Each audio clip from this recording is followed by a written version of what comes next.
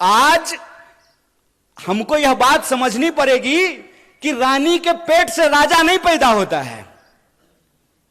यह है नागरिकता, यह है जमहूरियत, यह है लोकतंत्र कि रानी के पेट से राजा नहीं पैदा होगा।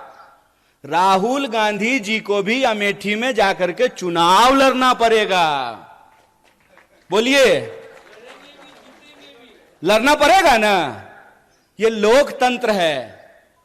एक बात बताइए, इंदिरा जी चुनाव नहीं लड़ी थी? लड़ी थी ना? राजीव जी चुनाव नहीं लड़े थे? लड़े थे ना? राहुल जी चुनाव लड़ रहे हैं ना?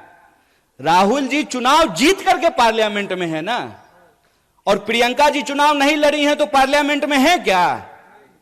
तो यह परिवारवाद की नई कहानी हमको सुना रही है। तो आप सब अपने मन में विचार कीजिए। आजाद होने का मतलब है आजाद ख्याल से प्रश्न करना। मैं मंच पे खड़ा हूं तो मैं जो भी बोलूंगा उसको आप यूं ही सच मत मान लीजिए।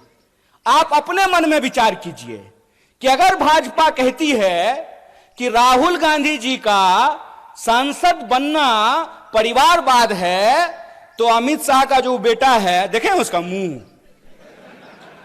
देखें अजय शाह का, है? उसका बीसीसीआई का सेक्रेटरी बनना परिवारवाद है कि नहीं है? और ज्योतिरादित्य सिंधिया जब यूपीए में मंत्री थे, उनके पिताजी भी मंत्री थे, माधवराव सिंधिया।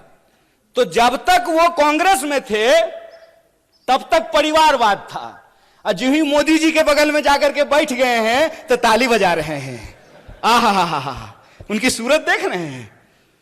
इतना मूर्ख हैं हम लोग, इतना मूर्ख बनाएंगे ये हमको कि हमारी पार्टी में परिवारवाद है।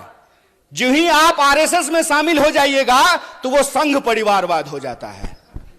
अगर परिवारवाद गलत है चचा, तो संघ परिवारवाद भी गलत है। ऐसा नहीं होगा कि हमारे लिए परिवारवाद गलत है और आपके लिए परिवारवाद सही हो जाएगा।